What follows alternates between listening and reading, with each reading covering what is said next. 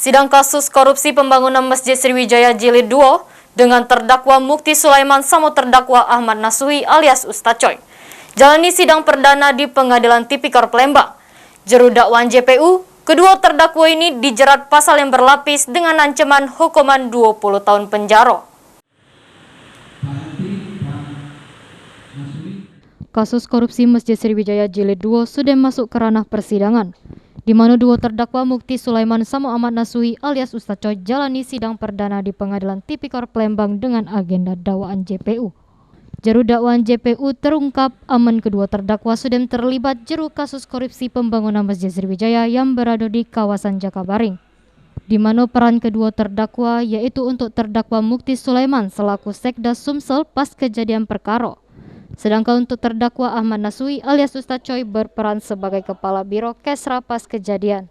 Dari kasus ini, kedua terdakwa dijerat pasal 2 Undang-Undang RI nomor 20 tahun 2001 tentang Tipikor. Junto pasal 55 ayat 1 ke 1 KUHP, subsidiar pasal 3 Undang-Undang RI nomor 20 tahun 2001 tentang Tipikor Junto. Pasal 55 ayat 1 ke 1 KUHP dengan ancaman hukuman 20 tahun penjara. Kak, bisa dijelaskan untuk dakwaan tadi Kak dari kita Kak? Dakwaannya bentuknya subsidiaritas.